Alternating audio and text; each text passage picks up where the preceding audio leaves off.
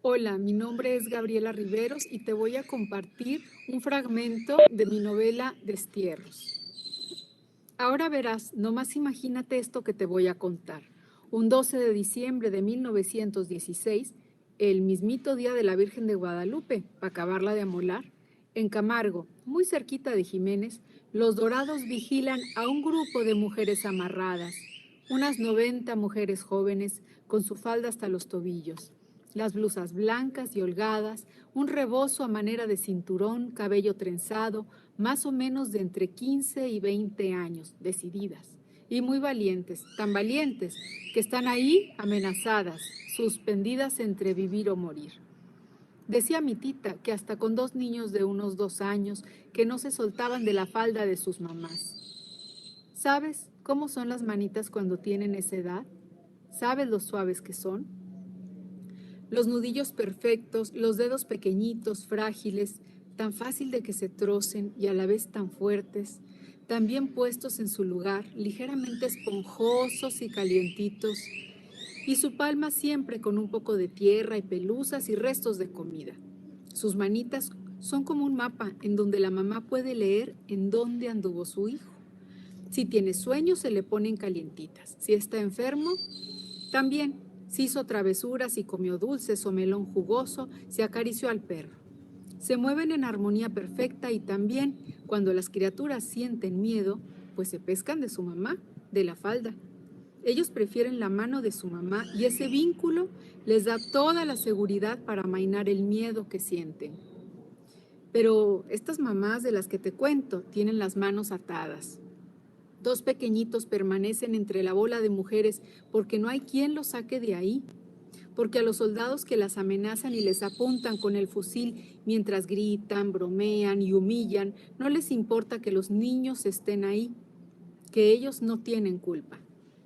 Ya ve cómo son, unos chamacos armados, luciéndose con el compañero y sin un dedo de frente, sin una poquita de conmiseración.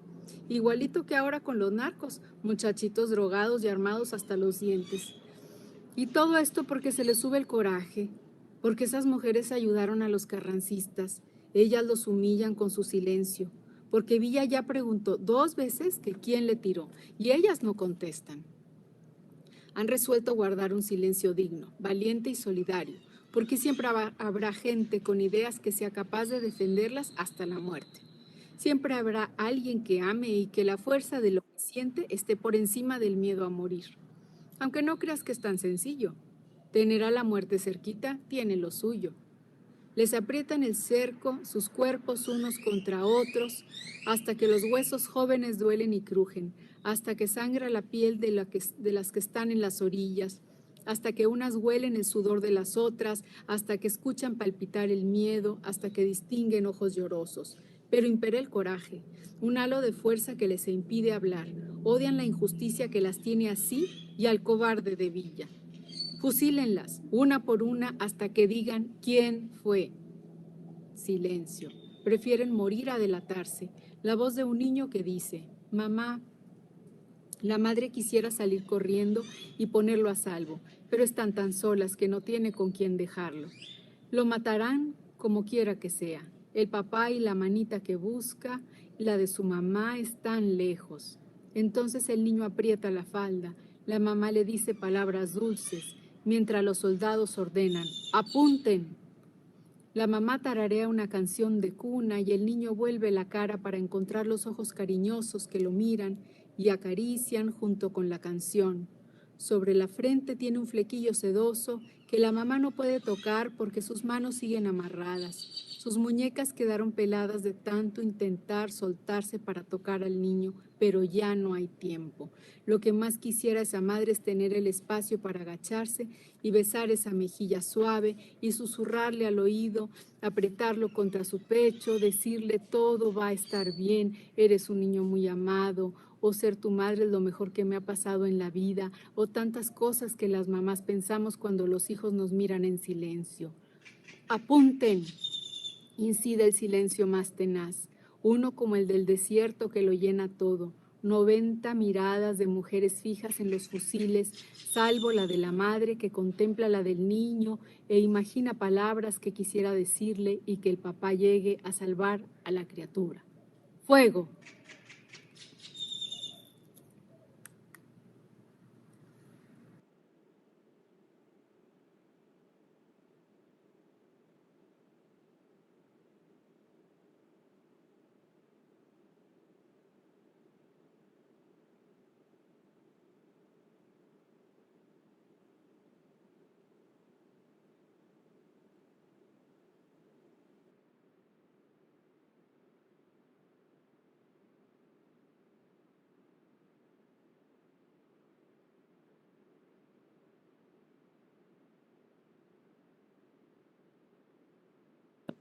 Muy buenas tardes, bienvenidas, bienvenidos sean todos ustedes a esta nueva cápsula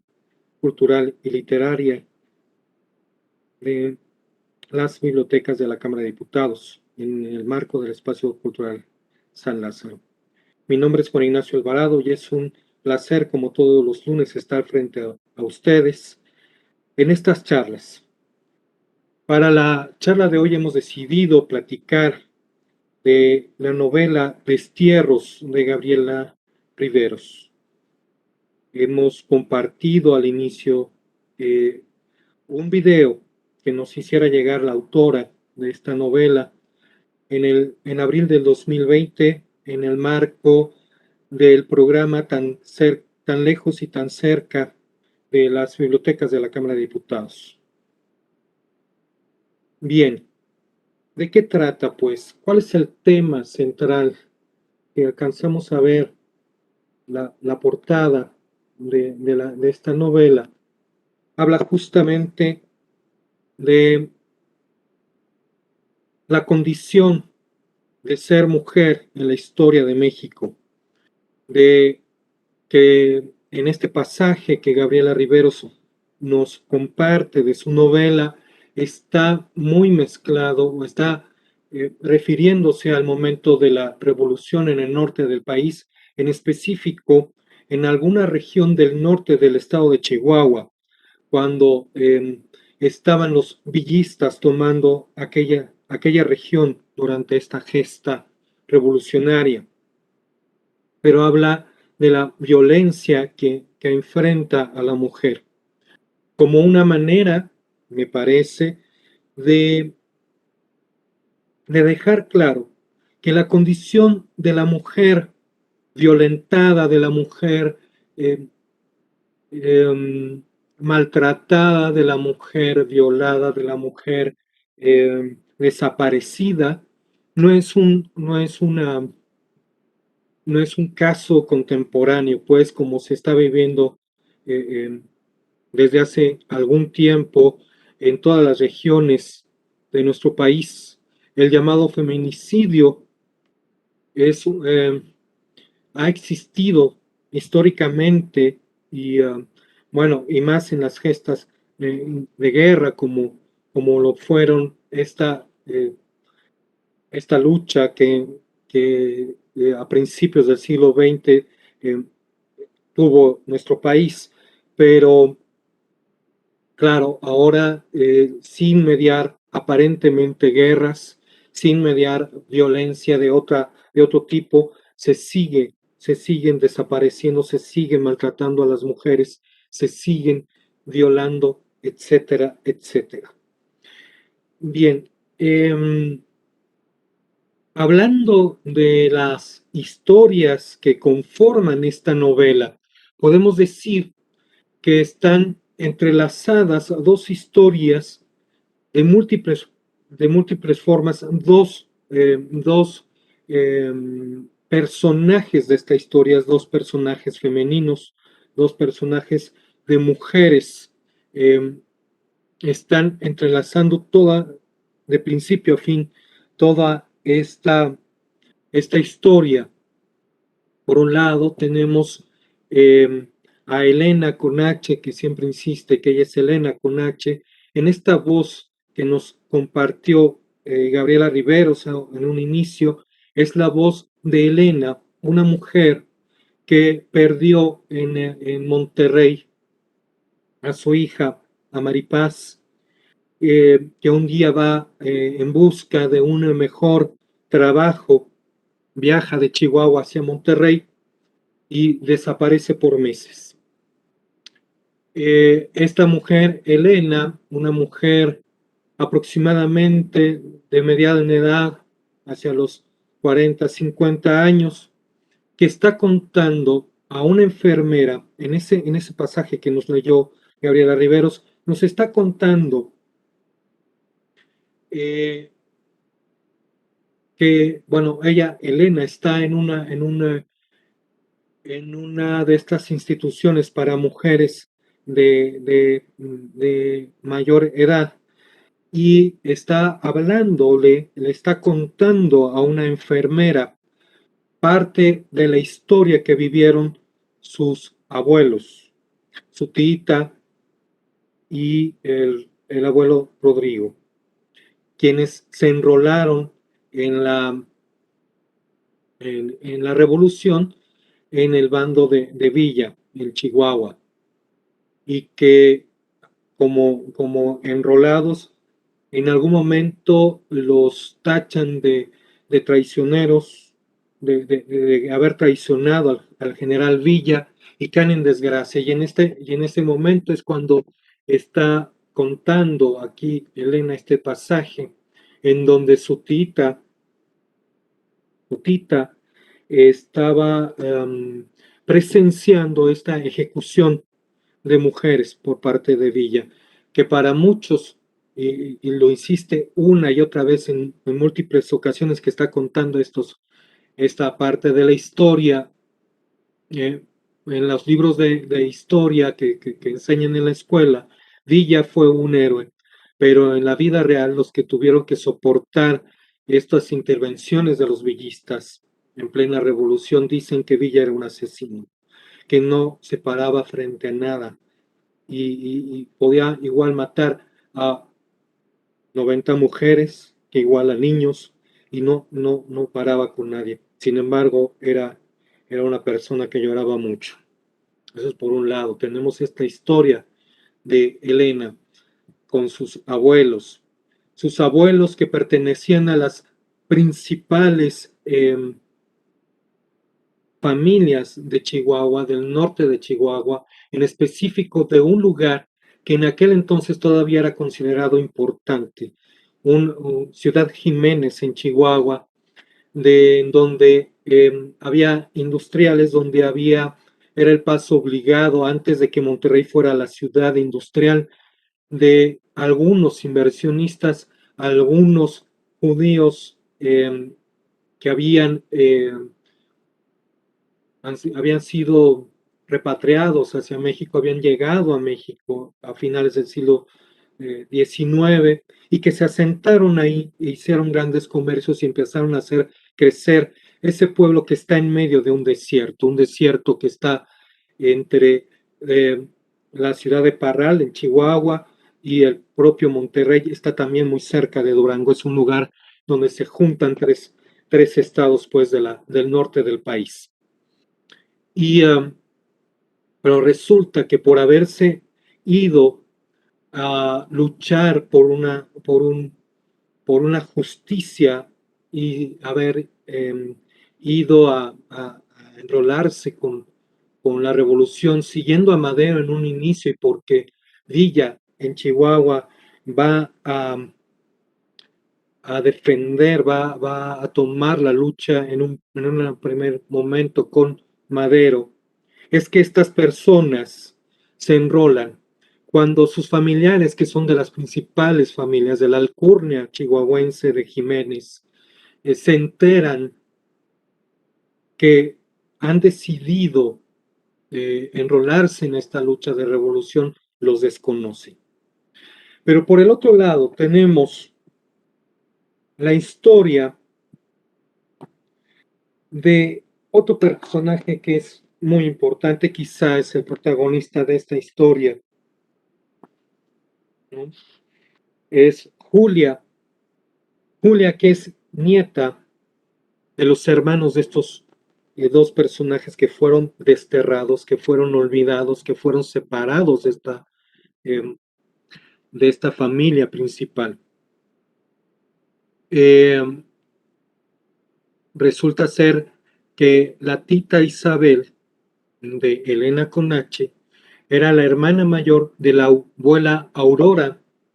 de Julia y Mariana, son unas hermanas gemelas que son descendientes pues de las principales familias, de las familias fundadoras de Ciudad Jiménez, Chihuahua, y que de hecho la historia, la novela inicia con testimonios de la infancia de la propia Julia, contada por la voz de Julia, en donde nos va a contar que durante su infancia vivió ciertos acontecimientos que marcaron para siempre su historia. Ella, que nace en el seno de una familia ultra religiosa, eh, católica en extremo, y que por ciertos momentos no tan luminosos de su existencia de una niña de 9 años, va a tener ciertos altercados con su hermana Mariana, su gemela idéntica, y va a desear su muerte. Poco tiempo después, la hermana de Julia, Mariana, enferma de meningitis y a los pocos días fallece. Y ella se empieza a sentir culpable y a partir de ahí empieza toda una serie de sentimiento de culpa por todos los acontecimientos que va a pasar en su infancia. Destierros habla de los múltiples destierros de Julia. Uno de ellos es separarse de ese mundo idílico de la infancia al lado de su hermana, de su abuela Aurora, de sus padres, porque una vez que fallece su hermana,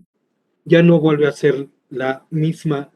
historia, ya no vuelve a ser su propia historia como lo era antes, se siente desterrada y se siente culpable de ese primer destierro. Años después, ya cuando ella es una adolescente, cuando Julia es una adolescente, nos cuenta cómo sus padres le anuncian que va a tener un hermano. Ese hermano tarda mucho en volver. Ella sabe que cuando una mujer da a luz, regresa muy pronto, máximo en 3 días, 4 días a la casa con el hermanito, pero la mamá de Julia tarda mucho, tarda meses en volver. Tienen que ir a Chihuahua a recoger a su madre y le dice su padre,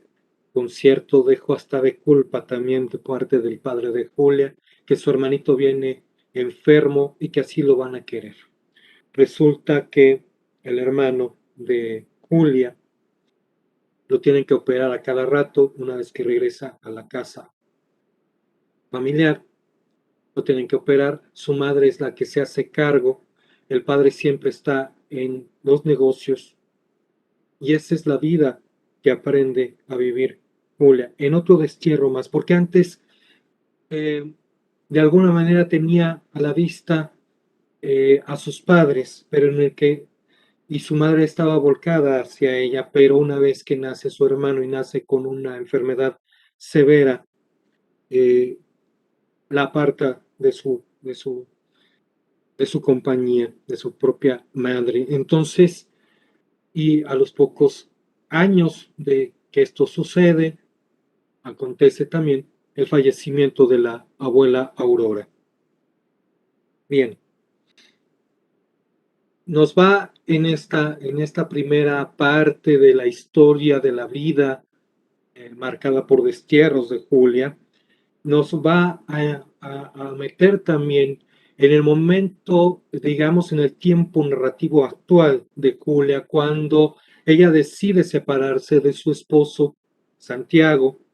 eh,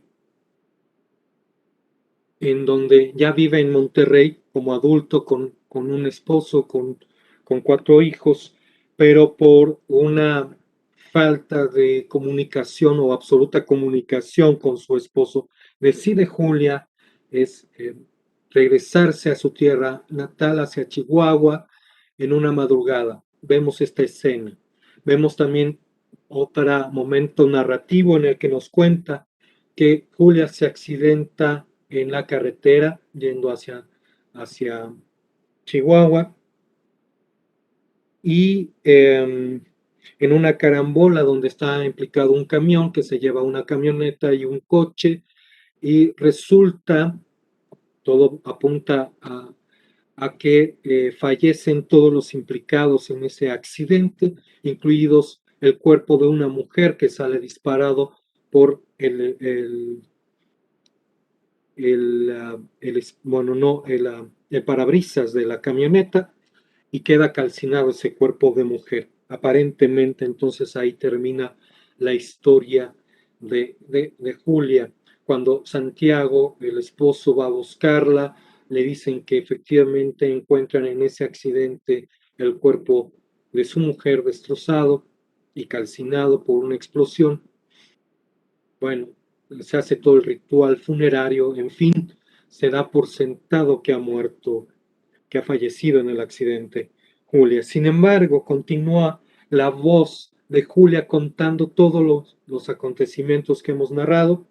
En la segunda parte de esta novela, dividida en 5 partes, nos cuenta la adolescencia, cuando Julia decide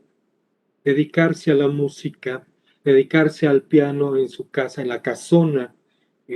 familiar, que es la casa de los fundadores de la familia, por así decir. Tienen un piano de cola, entonces decide estudiar piano, empieza toda su formación, primero con maestras particulares, poco a poco se va al conservatorio a empezar una carrera, es, tiene un talento natural, Julia, y por eso se gana una beca para ir primero a Boston a terminar su carrera y después, estando ya en el propio colegio en Boston, en un conservatorio del estado de Boston, se gana una beca para hacer unas estancias una vez que decide, cuando termina su carrera, continuar con un posgrado. Y va primero a París y luego, bueno, va a contar toda esta parte de su historia en donde nos va a contar cómo va ascendiendo su carrera, digamos, y pinta para hacer una extraordinaria carrera como una mujer pianista talentosísima que tiene una virtud natural para el piano y cómo se va a involucrar con algunos hombres después de que en su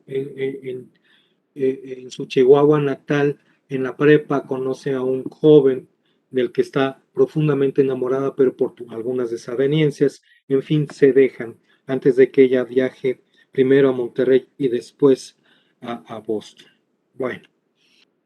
pero siempre está presente en este personaje, Julia, siempre está presente eh, la culpa que ha sentido durante toda su vida por su formación, digamos, de profunda religiosidad.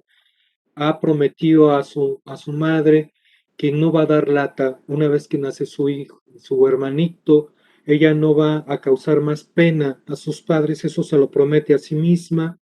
y va a ser obediente en todo. La obediencia plena que le pide su madre, o como la toma Julia más bien, es que cuando empieza con el novio en su adolescencia, con Pedro, que se dé su lugar, que no estén en lugares ocultos, que hablen a distancia, que no dé motivos para que haya eh, más cercanía, eh, porque decía, las mujeres se queman con el fuego, los hombres no, las mujeres quedan embarazadas, los hombres no, y luego las dejan botadas. Y esto lo va a marcar a esta Julia ya de adulta joven, cuando está en el posgrado, no se permite acercarse demasiado a los hombres que le atraen más, en fin, vive, por un lado, una vida de altísimo éxito en su carrera profesional y por el otro lado con ciertas frustraciones por todas estas narraciones de obligación, de obligatoriedad, de la virtud que la deja marcada por todos los acontecimientos que ha vivido. Se siente culpable por la muerte de su hermana y está presente ahí continuamente en sus voces, que en sus sueños, en las pesadillas. Se siente culpable porque su hermano nace con una enfermedad severa. Después nos damos cuenta, nos narra que es un retraso mental severo. Se siente culpable por la muerte de su abuela Aurora, quiere siempre complacer a sus padres, en fin. Esta es la Julia íntima, esta es la Julia persona que, siendo exitosa en su carrera, tiene múltiples límites que ella misma se ha formado para su desarrollo personal, digamos, eh, y a la par, ahora sí, se va introduciendo esta voz que escuchamos en voz de Gabriela, de la autora de esta novela, de Elena, que nos va a contar su historia, una historia posterior, una historia de adulta, cuando está contando lo que le contaban su tita y su abuelo Rodrigo de la Revolución y de dónde nace su familia y cómo se sabe desterrada de esa familia de alcurnia chihuahuense porque, porque, pues porque los han separado y se sabe como de familia de segunda y eso lo va a marcar continuamente. Nos cuenta cómo eh, ella queda a cargo de su tita cuando su mamá fallece en el parto. En fin, nos va contando toda su historia. Cuando muere su tita, su padre fallece, ya no tiene nadie en su vida, pero se casa con Aurelio, un muchacho de bien, que por algunas circunstancias y porque no hay tanto trabajo en el norte del país hacia los años 40, 50, tenemos que este personaje, este Aurelio, se va al otro lado, como mucha gente en el país, no solamente del norte de nuestro país, a trabajar hasta y continúa enviando dinero, en fin, viniendo a México. Tienen dos hijas, Maripaz y Beto, pero cuando nace Beto empieza a cambiar. El esposo de Elena, con H, y empieza a espaciar mucho sus vueltas a México, deja de mandar dinero, en fin, hasta que decide ya nunca más volver y Elena se entera que su marido tiene ya otra familia en los Estados Unidos, en fin, empieza a batallar porque empieza a buscar trabajo, y tiene dos hijos, y bueno, ya sabemos la continuación, cuando su hija Maripaz, la hija mayor de Elena, se va, decide trabajar en la ciudad de Monterrey, pero a las pocas semanas desaparece. En fin, donde tocan, donde se entrelazan estas dos historias, justamente cuando Julia tiene este accidente automovilístico en la carretera me parece, de Parral hacia Chihuahua o de Chihuahua a Parral, no recuerdo bien, no conozco esta región del país. Y ahí lo que pasa realmente es que Julia en el accidente se quita el cinturón de seguridad, sale efectivamente disparada, pero queda viva. Eh, Elena, en su cuarto donde vive, siempre está pidiendo al buen Dios que le regrese a su Maripaz. Cuando ve, ¿no? Y está rezando y se acerca a una mujer, Rarámuri, del desierto, y le dice, tu hija ya va a volver. Es una mujer que siempre está buscando en los caseríos quien le ayude, que le dé por lo menos un vaso con agua. Elena siempre le provee de un vaso con agua a esta mujer, entonces le dice la mujer Rarámuri, ya no tarda tu hija, ya no estés angustiada, ella va a volver. Y también tenemos como en un momento narrativo muy oscuro este rescate. Sabemos que Beto, el hijo de Elena, que también por cierto tiene un retraso mental, le ayuda a llevar a una mujer golpeada, altísimamente golpeada y en muy mal estado, está inconsciente y la lleva desde el pie de carretera hacia al cuarto de Elena. Poco a poco, conforme va avanzando la narración de las dos voces que están entrelazadas, por un lado la de Julia en el momento adulto, de formación profesional, y por el otro lado de Elena, esta anciana que está en esta institución para adultos mayores, que le está contando a su hija y que ya no quiere soltar a su hija Maripaz y que le sigue contando la historia de su tito y de su propia historia, de la propia historia de Elena. Asistimos pues a este entrecruzamiento de dos voces porque realmente esta mujer que es llevada del punto en donde fue el accidente en carretera al cuarto de Elena, se trata de Julia. También asistimos en un momento, como ciertos flashazos, al momento narrativo donde están buscando a una mujer que salió volando en su camioneta después de un accidente en esa misma región, está buscando un hombre a su esposa que se llama Julia y que sabe que está viva, que se presume que está viva. En fin, ahí se entrelazan estas dos historias. Continúa la vida de la gran pianista hasta que se accidenta y tienen que se accidenta Julia, esta gran pianista, cuando todo eh,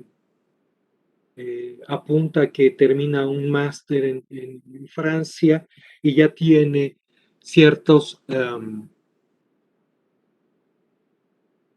ciertas ¿cómo se llama? Ofertas para ir como concertista en varias orquestas del mundo, de Europa y de Estados Unidos. Es una mujer brillante, es una estudiante brillante y todo apunta para que siga siendo brillante. En el Inter tiene un romance con un violinista también muy afamado en el mundo, 18 años mayor que ella, en fin,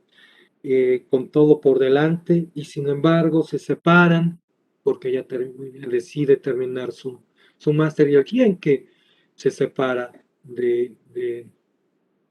este último romance en Europa, en París. Resulta que se accidenta Julia,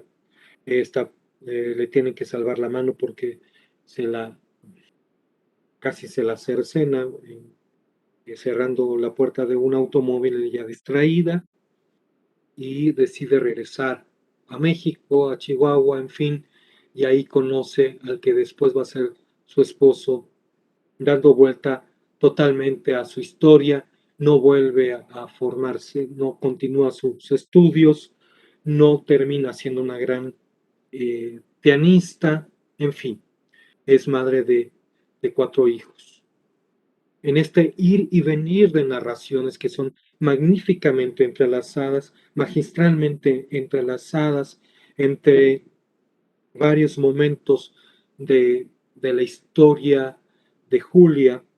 pero también entrelazadas con las voces de Elena a lo largo de cinco, cinco partes de esta novela, vamos reconstruyendo toda la historia y nos damos cuenta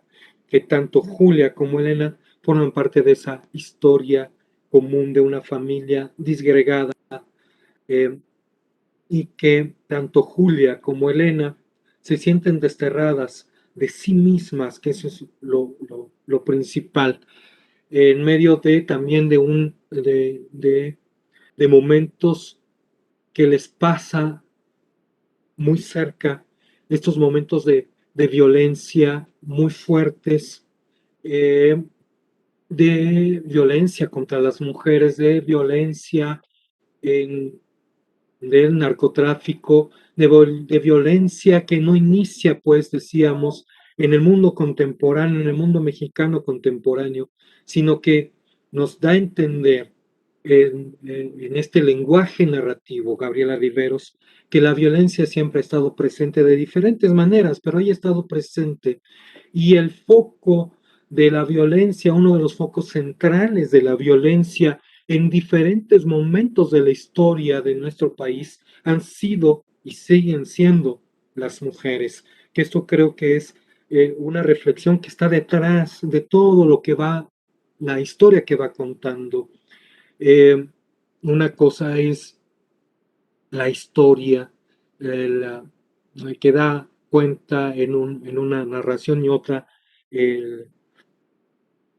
el tema, y el tema me parece aquí es la violencia que sufren, que han sufrido históricamente las mujeres, no de ahora, de siempre. Las mujeres que tienen, en el mejor de los casos, voz, de las mujeres que deciden por ellas, de las mujeres que están dentro de un ambiente que es violento de por sí, íntimamente, socialmente y lo peor, naturalmente, naturalizado en estos círculos vitales. Me parece ese es el tema de esta novela magistralmente contada eh, por dos voces de mujeres que viven íntimamente desde siempre en este ambiente de la violencia y que está rodeada siempre su vida por la violencia. Eh, no importa pues tampoco el estrato social de las mujeres, todas en esta historia tanto Elena, que es una mujer humilde, con pocos recursos económicos, como Julia, que siempre ha vivido rodeada de lujos, de cierta holgura económica, siempre están metidas en esta lógica naturalizada de la violencia. Eh, Hasta aquí la charla sobre esta novela que tenemos en la, como verán, el cintillo de, la, de las bibliotecas de la Cámara, la Biblioteca del H Congreso de la Unión, y para invitarlos a que volteemos a ver estas novelas, estas magníficas obras de literatura que hoy se están escribiendo en nuestro país y que son verdaderas obras de arte que nos invitan no solamente a seguir historias para entretenernos, la literatura no solamente sirve para un momento de entretención y bueno, en este tipo de novelas nos damos cuenta, tienen detrás toda una reflexión que es muy profunda, me parece. Ojalá que tengamos la oportunidad de voltear a ver todo lo que se está escribiendo hoy de una manera muy cercana, muy fácil de seguir la historia, eh, entre otras con Gabriela Riveros y otras escritoras y escritores también que hemos venido platicando con ustedes. Ojalá nos demos tiempo para pues tomar estas lecturas. Nada más nos resta por el día de hoy, pues por supuesto agradecer con todos estos problemas de comunicación que tenemos justamente el día de hoy, lunes 4 de octubre, con el Facebook, estamos grabando esto en vivo. Eh, Agradecerles como siempre que nos sigan por las redes sociales, que nos sigan en todos nuestros eventos culturales. Seguimos trabajando para todos ustedes y agradecerles profundamente pues la atención eh, y su presencia en estos espacios. Agradecer por supuesto a toda la gente que hace posible que estemos hoy frente a ustedes. Eh, en primera instancia a David Hernández que está acá desde los controles técnicos en esta transmisión, hoy que estamos grabando, a, a todos los equipos de las bibliotecas de la Cámara de Diputados, por supuesto a nuestra directora, la doctora María Vázquez Valdés, directora de bibliotecas de la Cámara, una de las coordinadoras del Espacio Cultural San Lázaro, este foro cultural que desde marzo de 2020, a raíz de la pandemia, hemos transmitido eventos culturales por estas plataformas. Recordarles que en las bibliotecas de la Cámara de Diputados seguimos trabajando para todos ustedes a distancia, no solamente en estos foros culturales, sino además estamos eh, abriendo y poniendo a disposición medios de comunicación con ustedes para que nos hagan llegar sus sugerencias, eh, todo lo que nos quieran hacer llegar y también sus solicitudes de información. Tenemos a su disposición 2 correos electrónicos, uno de la Biblioteca General del Congreso de la Unión, que es biblioteca.general@diputados.gov.mx. El de la Biblioteca Legislativa es biblioteca.legislativa@diputados.gov.mx. Ahí recibimos todas sus comunicaciones, todas sus solicitudes de información. Estamos a sus órdenes para seguir brindándoles el servicio de información y brindarles todas sus inquietudes, responderles, en fin, estamos para servirles. Y nada más nos resta nuevamente agradecer de verdad su atención a todos estos eventos. Estamos preparando una nueva serie de eventos culturales. En próximas fechas los tendremos listos para que estén atentos. Les agradecemos enormemente que nos sigan en nuestras redes sociales. Y bueno, quedamos a sus órdenes. Fue un placer, un gusto volver a estar con ustedes platicando de esta pasión de la literatura, de la lectura, de estas obras contemporáneas de la literatura mexicana. Mi nombre es Juan Ignacio Alvarado, me desempeño como subdirector de bibliotecas de la Cámara de Diputados. Hasta la próxima, hasta siempre. Cuidémonos mucho para estar juntos nuevamente en muy poco tiempo. Hasta luego.